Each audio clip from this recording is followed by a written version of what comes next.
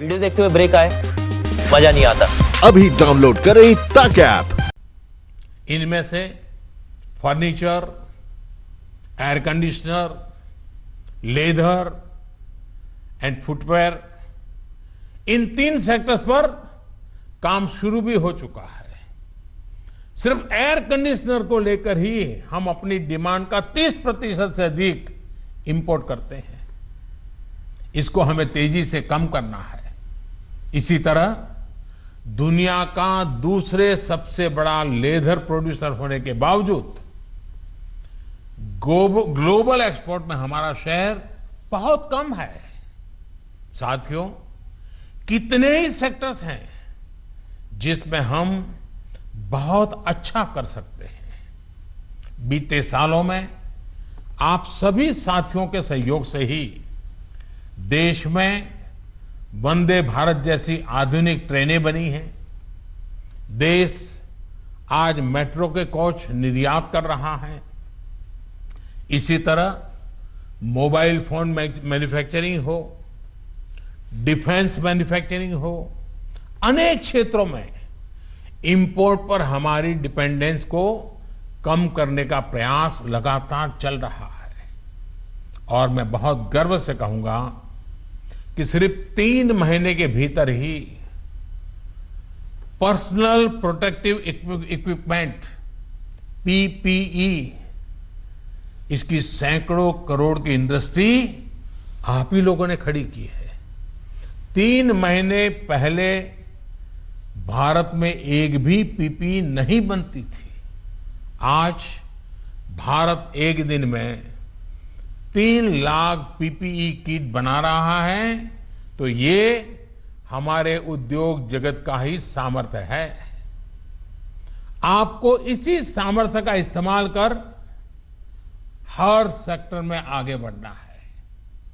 मेरा तो सीआईआई के तमाम साथियों से ये भी आग्रह है कि रूरल इकोनॉमी में इन्वेस्टमेंट और किसानों के साथ पार्टनरशिप का रास्ता खुलने का पूरा लाभ आप लोगों ने उठाना चाहिए। अब तो गांव के पास ही लोकल एग्रो प्रोडक्ट्स के क्लस्टर्स के लिए जरूरी इंफ्रास्ट्रक्चर तैयार किया जा रहा है। इसमें सीआईआई के तमाम मेंबर्स के लिए बहुत अपॉर्चुनिटीज है। साथियों, फार्म हो, फिशरीज हो, फूड प्रोसेसिंग हो, फुटवेयर हो, फार्मा हो, अनेक सेक्टर्स में अनगिनत अपॉर्चुनिटीज के गेट आपके लिए खुले हैं। सरकार ने शहरों में प्रवासियों के लिए आवास उपलब्ध कराने के लिए जिस रेंटल स्कीम की घोषणा की है, उसमें भी आप सभी साथियों को मैं सक्रिय भागीदारी के लिए आमंत्रित करता हूं। साथियों, हमारी सरकार प्राइवेट सेक्टर को देश की विकास यात्रा का पार्टनर मानती है। आत्मनिर्भर भारत अभियान से जुड़ी आपकी हर आवश्यकता का ध्यान रखने के लिए भारत सरकार प्रतिबद्ध है। आपसे सभी स्टेक होल्डर्स से मैं लगातार संवाद करता हूं और यह सिलसिला आगे भी जारी रहेगा। I request you to come up with a detailed study of every sector, build consensus, develop concept, think big. We will together take up more structural reforms that will change the course of our country. We will together build आत्मनिर्भर भारत। साथियों, आइए देश को आत्मनिर्भर बनाने का संकल्प लें। इस संकल्प को पूरा करने के लिए अपनी पूरी ताकत लगा दें। सरकार आपके साथ खड़ी है। आप देश के लक्ष्यों के साथ खड़े होइए। आप सफल होंगे, हम सफल होंगे, तो देश नई ऊंचाई पर पहुंचेगा। आत्मनिर्भर भारत का सपना साकार होगा। एक बार फिर सीआईआई को 125 वर्ष पूरा होने पर मेरी तरफ से बहुत बहुत शुभकामनाएं। बहुत बहुत धन्यवाद।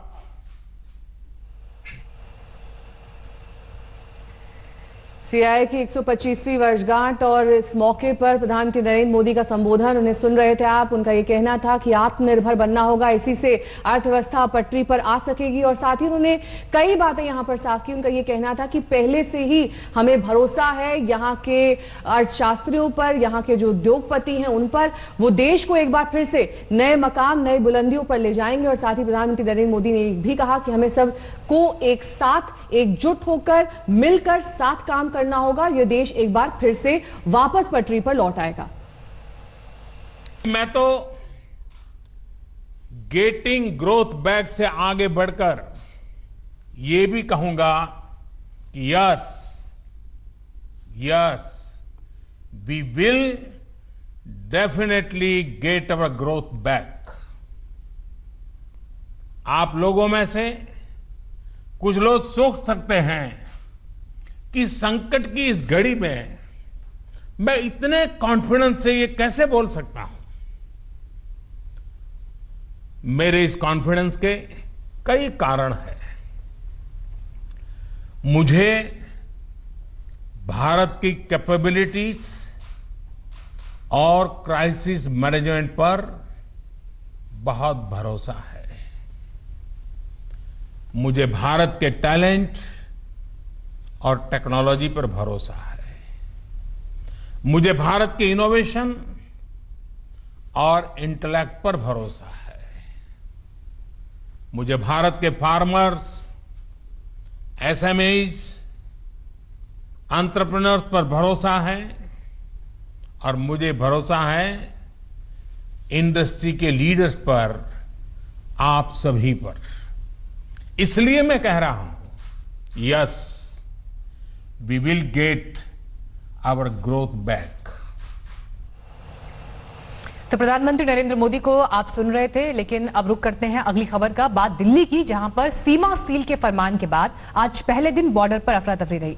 दिल्ली आने वाले सहमे हुए थे। आशंका ये थी कि सीमा पर सख्ती होगी, लेकिन आज तो कल के मुकाबले सीमा पर पार करना आसान रहा, क्योंकि दिल्ली पुलिस मौजूद तो थी लेकिन उनके पास बॉर्डर सील होने का कोई आदेश नहीं था। ऐसे में वाहनों की आवाजाही वहां पर पहले की तरह होती रही। दिल्ली सरकार के सीमा सील करने के आदेश के बाद ये है दिल्ली बॉर्डर का हाल।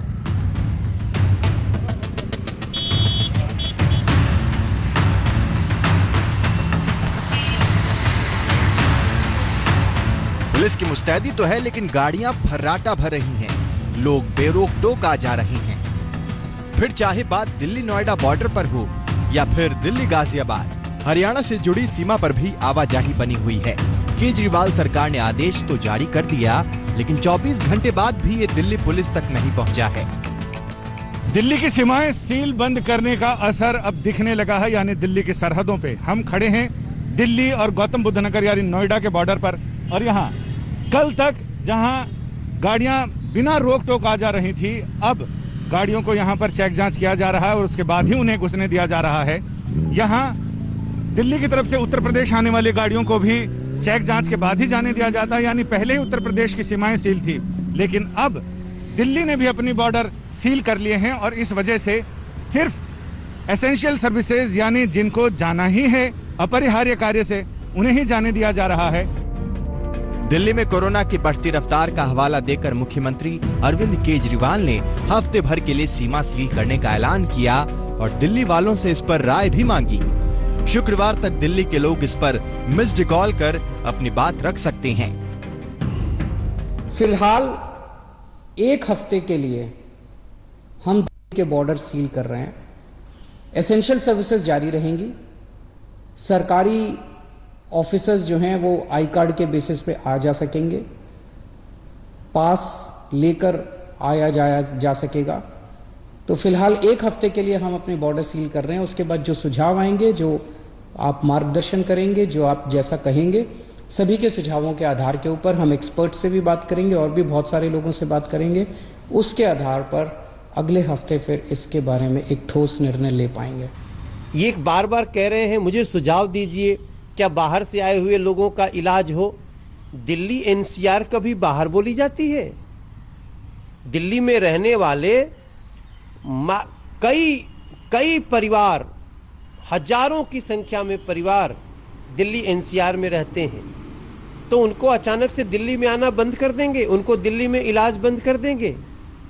ये निर्णय अपनी असफलता को छुपाने वाला है और ये निर्णय अमानवीय भी है। दिल्ली में कोरोना की रफ्तार डरा रही है। 24 घंटे में फिर से करीब 1000 नए मामले जुड़ गए तो 268 मरीज ठीक भी हो गए, लेकिन चिंता मौत के आंकड़े को लेकर है। पहली बार दिल्ली में एक दिन में 50 लोगों की कोरोना से मौत हो गई। अब राजधानी में कोरोना के कुल मामले करीब 21,000 तक जा पहुंचे। इनमें 8,500 से ज्यादा ठीक हो गए, जबकि 523 कोरोना की जंग हार गए। यही आंकड़ा मुख्यमंत्री को डरा रहा है। उन्हें इस बात का डर है कि रफ्तार यही रही तो दिल्ली के अस्पतालों में मरीजों के लिए बेड नहीं होंगे। दिल्ली के अस्पतालों को केवल दिल्ली के लोगों के लिए, दिल्ली में रहने वाले लोगों के लिए, दिल्ली में जो लोग रह रहे हैं उनके लिए, उनके इलाज के लिए दिल्ली के अस्पतालों को इस्तेमाल किया जाए, उनके लिए रिजर्व किया जाए। लॉकडाउन 5 में देश खुल रहा है।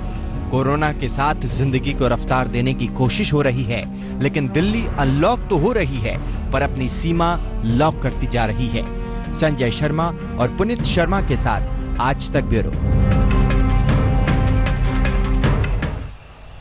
कोरोना के बढ़ते आंकड़े डरा रहे हैं, लेकिन इन्हीं आंकड़ों में एक अच्छी खबर भी आई है। आज जारी स्वास्थ्य मंत्रालय द्वारा आंकड़ों में कोरोना के एक्टिव मरीज और ठीक होने वालों का फासला कम हो चुका है। देश में कोरोना का कुल केस 2 लाख के करीब पहुंच गया है, लेकिन स्वास्थ्य मंत्रालय को उम्मीद है कि जल्द ही ठीक होने वालों की संख्या 50% के पार हो जाएगी।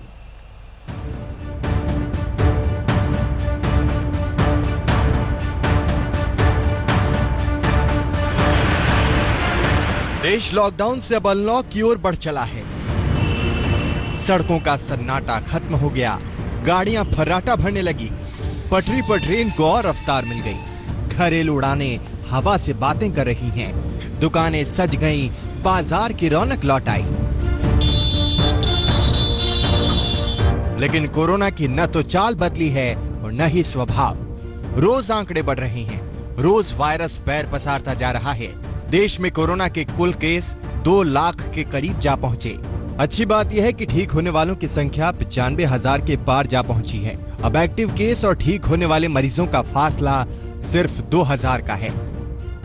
स्वास्थ्य मंत्रालय की ओर से जारी ताजा आंकड़ों के मुताबिक 97,500 एक्टिव केस अभी पूरे देश भर में हैं, जबकि 95,500 से ज्यादा लोग कोरोना को मात दे चुके हैं। इस बीच मौत का आंकड़ा लगभग 5600 पहुंच गया है, लेकिन जो एहतियाती उपाय किए जा रहे हैं उसका असर दिखने तो लगा है। जरूरी है कि जो ऐलान सरकार ने किया, जो एहतियाती उपाय किए, उनका हम निष्ठा से पालन करें। महाराष्ट्र में मामला 70,000 के पार जा पहुंचा। इनमें 30,000 ठीक तो हो गए, लेकिन मौत का आंकड़ा 2,000 से ज्यादा हो गया। महाराष्ट्र के आधे से ज्यादा मामले मुंबई के हैं। मुंबई में 24 घंटे में 1,413 केस सामने आए, जबकि 40 लोगों की कोरोना ने जान ले ली। तमिलनाडु में भी कोरोना की रफ्तार बनी हुई है। अब कुल मामले 23,000 से ज्यादा हो गए, जबकि इस वायरस की जंग में हारने वालों की तादाद 184 तक जा पहुंची। तमिलनाडु में भी कोरोना के साथ जिंदगी को रफ्तार मिली है। अनलॉक 1 में राजधानी चेन्नई के बाजार गुलजार हो गए, सैलून भी खुल गए, लेकिन यहाँ बाल कटाने वालों को आधार कार्ड दिखाना जरूरी होगा। ब्यूटी पार्लर के लिए ये नियम लागू होगा। ग्राहक को नाम, पता और फोन नंबर बताना होगा। संजय शर्मा के साथ आज तक ब्यूरो। और अब आपके रोंगटे खड़े कर देने वाली एक तस्वीर दिखाएंगे। बीच तालाब में मर्सिडीज कार डूबती रही और कार सवार छत पर मदद की गुहार लगाते रहे। आपको गांधीनगर की तस्वीर हम दिखाते हैं, जो आपको भीतर तक हिलाकर रख देगी। पल पल मौत के मुंह में समा रही एक महिला और पुरुष की तस्वीरें किसी को भी दहला देंगी।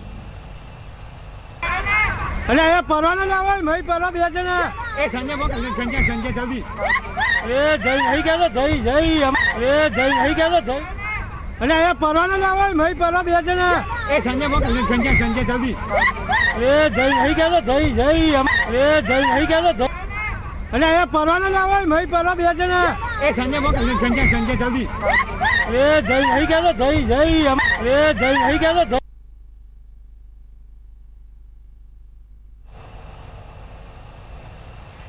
नमस्कार, मैं हूं अंजना ओम कश्यप। हमें उम्मीद है ये वीडियो आपको पसंद आया होगा। लेटेस्ट खबरों के लिए यूं ही देखते रहिए आज तक, और इस वीडियो के पसंद आने पर लाइक, शेयर एंड सब्सक्राइब करना ना भूलें।